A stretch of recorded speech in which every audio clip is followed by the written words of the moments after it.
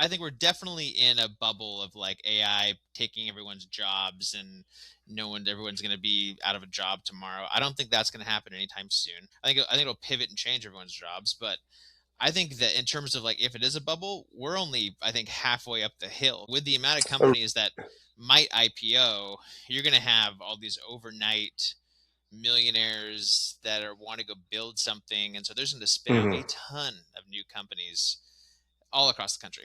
They're going to do all types of things AI related.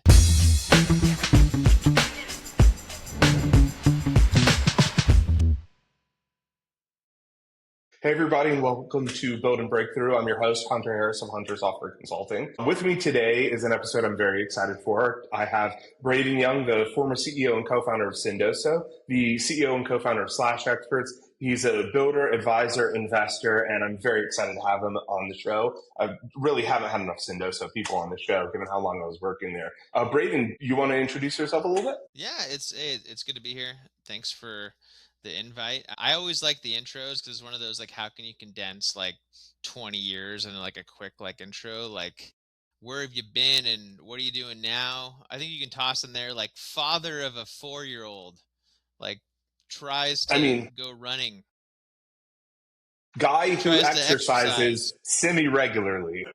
drinks too much coffee, Brayden Young has a mild case of ADHD. But no, it's good to be here. We were just chatting about like when we're recording this, all the earnings are coming out for all the big companies, so we're seeing if we're still in an AI bubble. I think the verdict on that's yes, right? Yeah, everyone seemed to do really well. Everyone seemed to still be growing up. Like CapEx is still out of control of like 150 plus billion every single company. So if you're in the Mm-hmm. data center space or building of data centers in Iowa, it is your time. Mm-hmm. Hey, you're So crushing it. You can I buy was yourself actually some new reading things. that electricians are making a killing right now because to the point about data centers, apparently a lot of these data centers they're hiring like where normally on like a regular schedule they'd probably hire like two electricians or three electricians.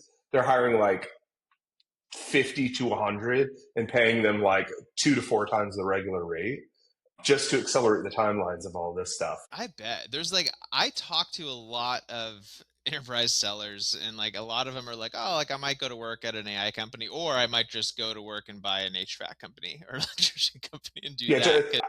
It's I mean like AI is not going to be doing our HVAC or electricity running of wires anytime soon. not anytime soon. I mean, I'm talking to some companies doing some very interesting robotics, but I think that's well out of the wheelhouse. Like, this is maybe general person robotics, but man, like, I got some amount of fine motor skills, and I can't solder stuff together worth anything at all whatsoever. And a robot is going to You really just need struggle with that. brakes. Yeah, you just Brakes? need brakes and robots. Just like yeah, I saw a robot that can fold laundry towels and he never stops. It Hmm. just does it all the time. So yeah, no, it's I bet if you're in the business of building data centers or if you own a small or big lake in the middle of the country, like they need a lot of water. I think for data centers, so you're gonna be cashing in. I think over the next decade for sure. For sure. I mean, yeah, water. As long as it doesn't take it out. Besides that, it's all doing well. Well, I mean, we're going to build enough redundancy that, like, if one particular data center gets knocked out, there's going to be another five to back it up or whatever, right? Like, with the level of what we're trying to spin up right now, right? Yeah, I mean, it's I went to a dinner the other night where this like guy who's like I think he was head of AI somewhere, and he was talking about how like we were all chatting at dinner like oh AI is coming for our jobs. Doesn't matter if you're a mhm. lawyer, sales, or product. And he was like probably like the one who was like the biggest cynic at the table, and he's like there's 300 million people in this country, and he was like take 1,000 of them, they could go burn down all the data centers, and we're like yeah. I guess that's a really good point. And then like that really sets it back a little bit. And I was like, that's a wild view that no one in San Francisco typically talks about. That is a wild view, one, for San Francisco, full stop. That is a wild view, two, for a head of AI to have. Three, that's also kind Right? of I a thought so too. wild to just like dinner party conversation being like, hey, Molotov cocktails exist and data centers may potentially be vulnerable to them, right? Yeah, he's like, let's go find St. Altman's house. I'm like, whoa, bro, calm down. That is that's definitely some like high level dinner party conversation. I'm gonna be like, Yes, yeah, yeah. someone got one of those like the Meta Ray Bans and recording this right now. Yeah, right. And just like posted online. No, that's Yeah, right. yeah, it was a weird one. Yeah, I guess that's kind of indicative where a lot of people's heads are at. Because I feel like, like I'm physically in the Atlanta area and we have like our own amount of AI hype. But I feel like when I pop over to SF, it's like a whole nother world.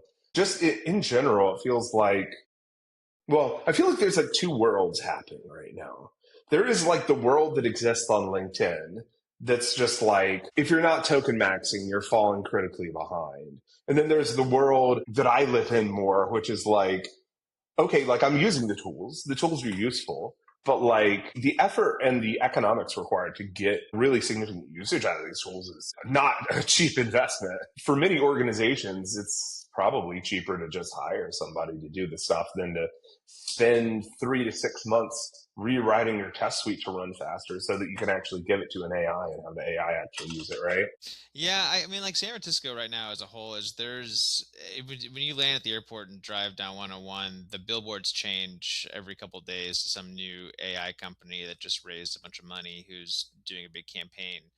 And like there's a ton of them. And then when it comes to like the bubble that we're in, and like if you're an engineer and token usage, like no one really knows what the right number is. Like what a Jensen said the other day, there's like the Jensen equation, like you should use in tokens like what your salary is, I think is what it was. And so like the ROI is very, no one knows what it is. I would say, like, I think there's a lot of usage going on, there's a lot of growth going on, but where it all ends up is I don't know, but like the amount of the bubble, and it might not be a bubble. I mean, we had Cursor also announced this week that just is exiting for an insane amount of money, and so they're granted there has to be winners in every space, and the Bay Area feels like a gold rush right now with the volume of AI companies and the VC funding going to companies. Like it feels, I moved here in 2009, 2010, and it kind Mm-hmm. of feels like that again. Like when like Uber came out and Lyft came out and everything was subsidized and there was like 50 different eating apps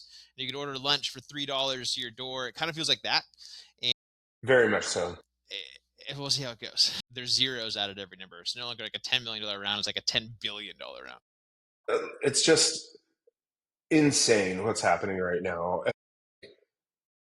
And it seems like all of these companies to a certain extent, there's different levels of AI that a lot of these companies are hitting. There's something that we're progressing toward. I don't think to your point about maybe there's a bubble, maybe there's not a bubble. I think there is, like in the Anthropic and open AI space, I think there's pretty clearly a bubble. I don't think that there's necessarily enough market to go around for each of these big players to survive at the current valuations that they're projecting towards. But at the same time, the core technology itself, I think, I just don't see it going anywhere unless there's some sort of really drastic change, especially as we progress towards innovations that could theoretically allow you to run some of this stuff on like a Mac Mini and whatnot, like people are doing with some the OpenClaw instances for. Yeah, I think most AIs, whether you look at engineering, whether you look at sales tools, they're as good right now as like a entry level professional, or they're as good now as like an intern. But like Yeah, I think like intern is this perfect. time next year, yeah, or like by this time next year, it might be in mid, you might be as good as like a mid-level engineer. Like, and I think it only advances quicker than it already has, which is crazy. I mean, like I think we're definitely in a bubble of like AI taking everyone's jobs and everyone's going to be out of a job tomorrow. I don't think that's going to happen anytime soon. I think it'll pivot and change everyone's jobs, but I think that in terms of like if it is a bubble, we're only I think halfway up the hill because like with the amount of companies that Really? might IPO, you're going to have all these overnight millionaires that are want to go build something, and so there's going to spin out a ton of new companies all across the country that are going to do all types of things AI related, whether like if OpenAI goes public, if Claude goes public, or Anthropic goes public. If we already know like SpaceX is going public, so there's going to be a ton of cash influx from like the rest of the world that's being pushed into these companies, and I think it's going to be a wild wave, I think, to ride for the next, like, let's say 3 to 5 years. That is an That's my interesting shot to call. In general, yeah, I would call that shot, and I agree with you, even outside of the exits from those companies, just in part because I feel like the economics of the token cost right now has allowed a lot of people that I feel like if we look at the economy, there's a lot of people that want to be builders that can't necessarily be builders because either they don't have the cash to employ an engineer, even an offshore one. I know people that just straight up don't have a couple $1,000s spare change, or just in their life, they don't have the time available to train themselves on engineering. What's really cool about this technology is, in a certain sense, it enables a kind of gentle reskilling that I don't think has really been available on the market before. Like, it's kind of like, I'm trying to think of who it was. It might have been like Ira Glass or somebody talking about like, hey, when you're doing material, you have a particular sense of taste, right? Everybody has a particular sense of taste. I have a sense of taste for my writing, for my code, for my podcasting. And when you create content and you start, it's really, really hard to create stuff that's up to your level of taste. And that causes a lot of people to fall out, right? The really cool thing that I feel like is snoozed on a lot about AI is that it allows you to kind of jump that taste window and start immediately generating some amount of content that is up to your standard of taste potentially, or at least, let's say, passable, if not fantastic, right? Whether that's code or that's podcasts or writing, that allows people to start doing this sort of stuff early and also kind of use that AI creative process as a way of understanding what they're doing and then go back and manually fill in pieces with their knowledge as they continue. So the summary here is like there's just this wave of builders, even outside of all the money sloshing around, that now have access to these AI tools that are going to build when they otherwise couldn't, just due to economics or time constraints. Yeah, and then like I think you used the word upskill. I think like if you touch the business world, I don't care if you're in tech or not, like you should be spending some time just learning how to prompt Chat GPT. I think like there's that's a very important skill for everyone to. It's I almost put it in line as like being able to use like a cell phone. Like you need to be able Yeah, to have that within the next year. And if you don't, because I mean, like, there's no one stopping how fast things are growing. I mean, like, if you look at like the White House, it is green lights. It is like go as fast as you can. Like, there's no Congress stamp of like, hey, let's slow down a little bit. It's like, let's go faster, and it's only going to move quicker. And I feel like if you don't jump on the bus now and you're not upleveling your skills as to simple things like, oh, like, can Claude help me write an email? Like, there's like that has to happen yesterday. And so, like, I think if you're in a friend group and you're not in one of the bubbles of tech and you're not talking about AI yet, and like you're in an industry, you're like, oh yeah, I won't touch my industry. It will.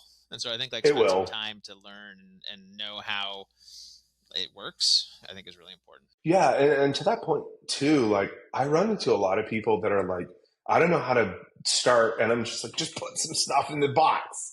Just ask it a question. It doesn't really matter what. Just play around with it. I really like your cell phone metaphor because I feel like that's the direction we're heading, but that's not quite where we've hit. And especially something like the App Store, I see a world where like things like skills. Actually, I've been playing around with getting off of Anthropic and onto Pi, and so for example, built a skill that runs a game inside of Pi. So like, there's a whole form factor there that's going to be like it's a space for ads, it's a space for running proprietary software inside of the AI itself, even like separate from running the stuff outside. But the metaphor that I think of for the most part, which I feel like was another really transformative moment for white collar work, was the spreadsheet, the Excel document, right?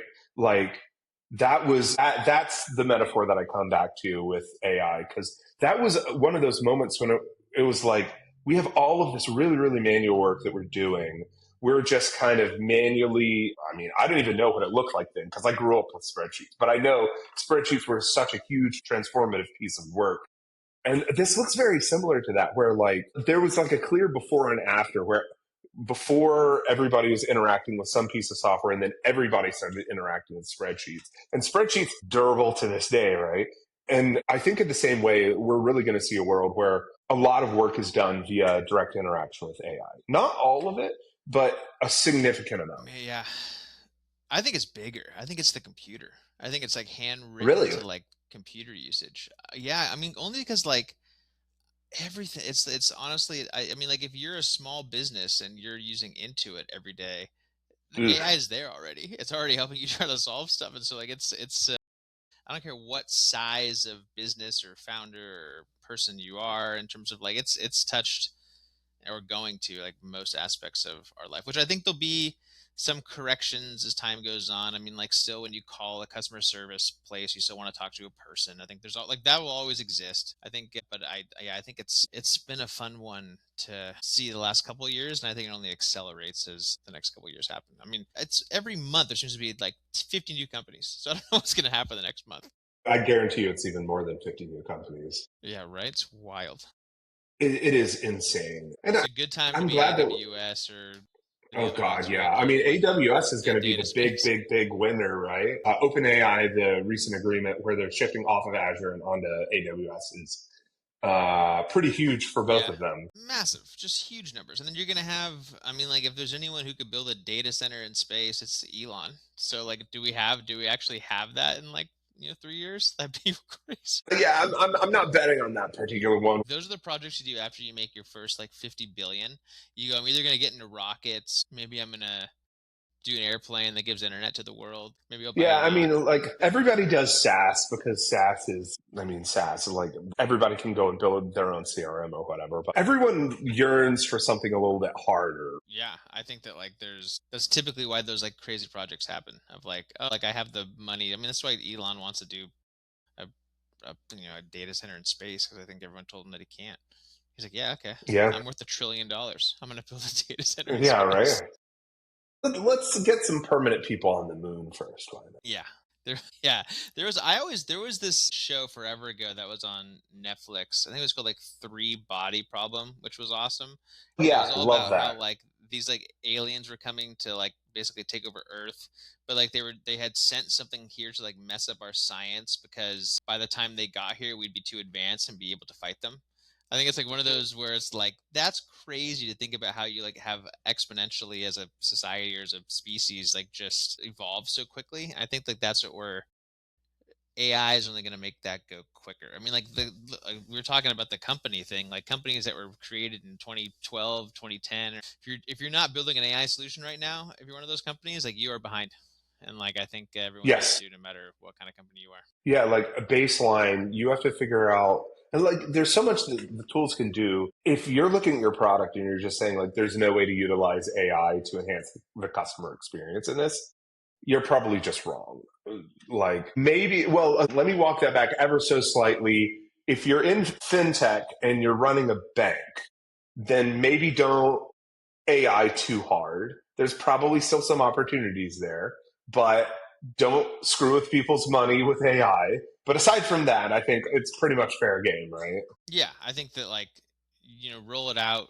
If you're in a very regulated industry, roll it out slower. But yeah, I mean, I think that you need to be at least looking at how your platform can adopt AI and how your tool can become more AI focused. I mean, you and I met at Sendoso, and like that's like Sendoso has like an insane amount of data, and the piece was like Huge.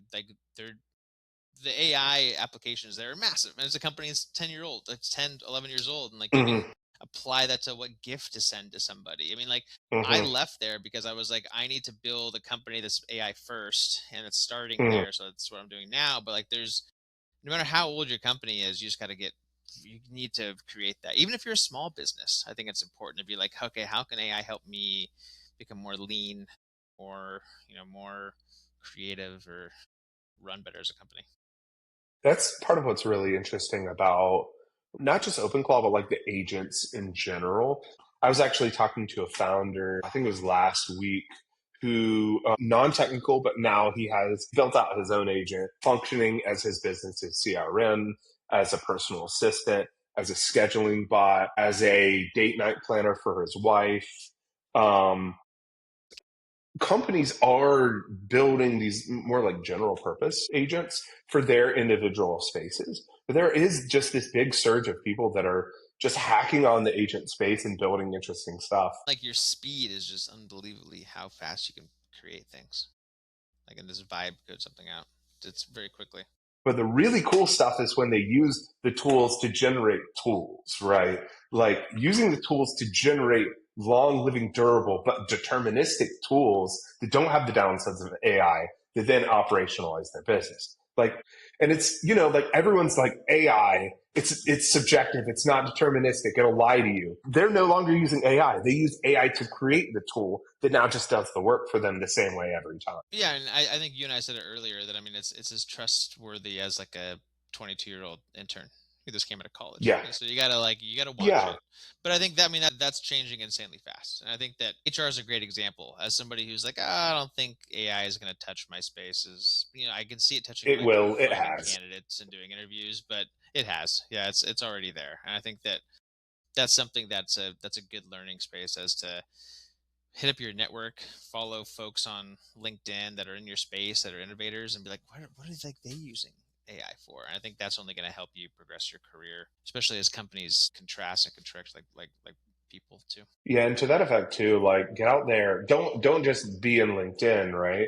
Like find the people that aren't just No, talking about it, but the people that are actually building on it, that are willing to share. Like they have tips. The people are excited about this. People are going to be like, "Hey, like I'm using this memory management thing with Claude Code, or I found this different way of doing research plan implement on a codex or something," right? Like I benefit hugely from all the communities I'm in. I think like if there was ever a doubt as to like, I don't know if it's coming from you or not. You look at like this is a Bay Area example. You look at some of the changes in the past couple of months, like the CTO of Workday and the CTO of like who guys started Instagram. People that don't need to work anymore. People that are like, oh, I could go and live in Hawaii permanently, have all gone to work as like just regular IC engineers for Anthropic.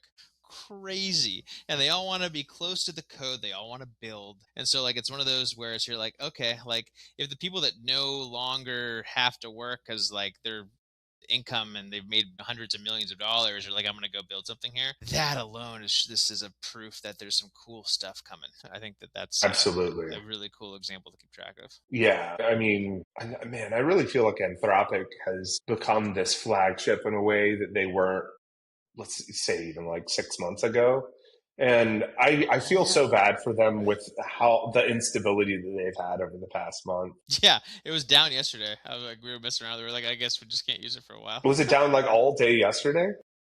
No, I think it was like an hour or so. I mean, it wasn't this one of those Okay. things where it's I think it's one of those where they're very forgiven because everyone kind of remembers like they're only like what 4 years old, but I mean like I think that like to go from 8 billion to $30 billion in 3 months as a company, it must be a wild ride internally there right now. I mean there must be some Oh, sales and I mean, account management like making some money. the scaling rocket ship that they're on must be absolutely like creaking and like falling apart at the seams, right? Like It it has to be. seems pretty clear. Like they have to be incredibly compute constrained at this particular point. Like I'm sure probably their main like capital expenditures at this point are going towards like let's do whatever money stuff we need to do to get some more data centers online so that we can actually serve this demand because this demand is killing us, right? Like they're having to raise It prices has to just be. to killed some of the demand. Like I mean, I think 4.7 is probably outside of the band of this, but like the people burning through their quotas faster during like peak business hours, for example. The experiment with the increase in pro pricing. I mean, like, man, it is their game to lose right now. And I'm worried that they are losing it because honestly, like most of my network right now is trying to figure out like if Anthropic can't get their uptime back, they're enterprise companies, right? Like they got to do business, Yeah, right? They got to. yeah, there's terms in those contracts too that are like uptime. If uptime is lower, then everyone can opt out. Which that's a very good point. It's one of those where yeah, they do have to figure that one out. And there's, I mean, like they might not be the winner. They might be the winner now. It might be someone Right. who's behind them, who's like third in line, who's the one that I like. Hopefully, it's not like a Kimmy from like the one from China, but it's one of those where it's like okay, like there might be something that we haven't heard about yet. That is the one that's going to win the market. But I think there's a lot of room for at least two right now. I think one will whoever owns the enterprise, which is Anthropic currently, will win the whole thing. Absolutely. Unless Apple comes and buys somebody. I was just about to It's a ask about crazy that since you mentioned that that's a last time. crazy take, right? Yeah, there was, I mean, I you and I were love that talking about take that. I mean, personally. like new CEO, like the guy's a hardware guy, wants to come in Hmm. and kind of prove that he's not Tim Cook, and he just is like, I'm going to purchase an AI company because Siri is a joke, and so they got to buy Series a somebody. joke. Yeah, so like, and like whoever the winner is there takes over what the 300 million billion iPhones that are out there. And It's I pretty mean, pretty like pretty crazy. talking about the iPhone ecosystem too, like let's extrapolate a couple years in the future as model performance increases. Like, let's think about a world where, let's say, like Apple buys Anthropic, and 2 years from now, we Yeah. have on device Claude models on Apple devices, right? Like, that is a wild and exciting future where Apple isn't even like cloud cost constrained with that, right? It's just a thing. Like, who cares about token costs? It's running on your iPhone. Yeah, and like I mean like there's I have Grok in my Tesla, and it's awesome. I mean, like, Hmm. granted, like what I Yeah, use it for mostly is like I'm like, hey, like tell me a story, where like combine it and like just telling my daughter a story. Like that's what I use it for mostly now, but you can use it for like it's literally, I should use it more often. Like I'll ask for directions or reviews in certain restaurants when I'm driving, but like it's cool, and like that can only get better.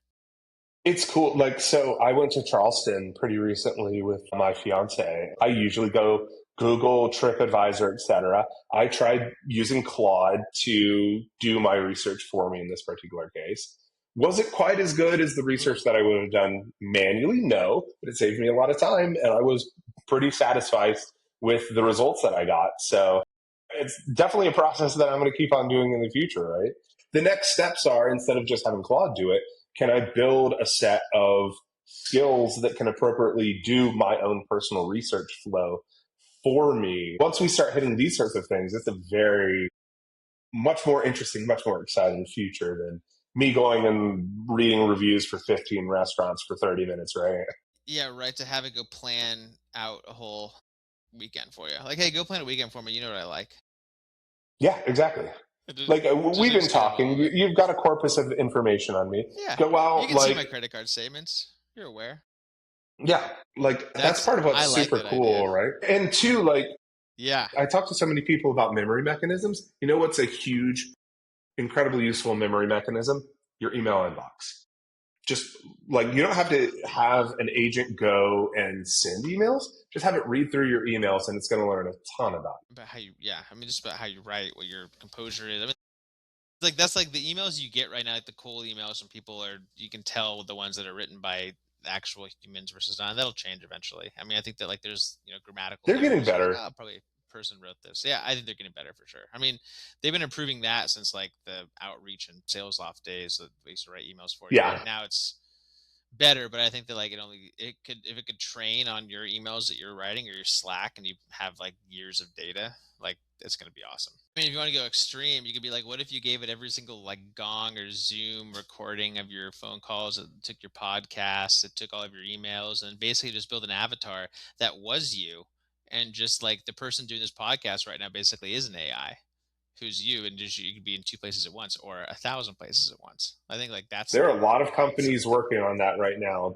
Digital, I think Yeah, it's digital simulacra is the term. And there's also kind of that's the flip crazy. side to that too. Is I think it's digital personas for like customer research. So instead of going and there's a different word. I don't think that's it. So instead of going and doing like 30 customer interviews, you'd go at a startup and be like, here's customer profiles, and they go generate 30 AI quote unquote people that you can then go interview instead of actually trying to like track down a person. Whether Wow. that gives you good results or not, I think Yeah. remains to be determined. But I know there's a lot of people working in that space right Yeah, I mean, I kind of like the idea of like like we of kind of creating a committee. Yeah, now. I It's think super these are all the cool. fun things that are in yeah, next year at this time it'll be like, oh, hey, we predicted that. It'll be our Yeah, exactly. avatars talking We'll be like on a podcast. this thing that is obviously going to work. That thing over there obviously not going to work. Yeah.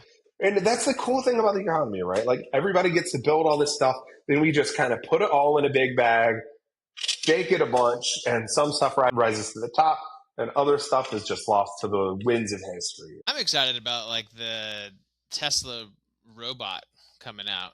Like once that, like I probably won't be the first or second or third wave of that, but like something that can help me replace childcare, that'd be fantastic. I mean, yeah, that's tough. Yeah, right. Do they have a price point for that yet? I remember seeing a demo of that a I while don't back. have any information on it. I think that like they stopped making cars at the one in Fremont because they're gonna turn it into the robot producing place. Basically, it feels a lot like iRobot with Will Smith. It'll just be like Hmm. cruising around the Bay Area and there'll just be robots everywhere. So I look forward to that day. That's gonna be pretty, and I think it's sooner than we think. Yeah, I have been seeing popping up a ton of those like delivery robots that are basically like a cooler on wheels, if you know which ones I'm talking about. Those have been Yeah, I popping saw up them in all over the Austin. place. That it, like delivers to you. There's, I mean, like the Waymos are big here. Waymos are the best thing ever. And I think like Hmm. as those expand, I'm excited about it because I never thought like cared about having someone in the car, but like now just like me and a Waymo, it's glorious. There's a bunch of cool stuff that people are applying it to. Waymos for sure is one of the top front runners. Yeah, man. I mean, I would love never having to drive again personally. Yeah, right there with you. I've gotten pretty good at using the self drive in the car. I'm a Yeah, bit nervous when I have the family in the car. I think like it's one of those on the freeway, sure, but like around like surface streets, I'm like, oh, like it's a bit. There's like it breaks a little too late sometimes, and so I end up like turning it off. But I've tried to get used to it through the years. I still got a long ways to go. I know the feeling. Like, if it's just me in the car too, I'm just kind of like, YOLO, what happens, what happens is what happens. But Yeah, when you're with exactly. family, it's like, okay, it's not just me anymore. We got people to protect. It's a little iffier, right? But Exactly. Brayden, this has been fantastic. Thank you so much. Do you want to plug your pluggables? I think we've solved all the world's problems. I think that basically like we know the AI is coming, and like I think we've hopefully convinced everyone to try it out. Yeah, let's ship it. Yeah, for anyone listening, like yeah, check out what I'm building now, SlashExperts. We're coming out with our agent Carly, who's basically connecting your prospects and your customers kind of as they go through the deal funnel. We're seeing it like increase deals as they move along in terms of increased speed, increased size. I think it's a new way of doing selling, like rather than just talking to someone in sales, but doing back channels. Like your customers are your best resource that's not used enough to help close deals. So check us out to give you a trial. You can find us at slashexperts.com, or I'm the only Brayden Young on LinkedIn. Connect with me there, and appreciate the invite, Hunter. Yeah, I'll put a link to your LinkedIn profile and a link to SlashExperts in the show notes. Sweet. But Brayden, thank you so much for joining us. Everybody listening, I hope you really enjoyed this conversation as much as I have. This has been a lot of fun. I really want to have more conversations like this with, CEOs, experts about what's really happening out there in the market. So let me know what you think. I'm around, and I hope all of you have a fantastic day. Peace.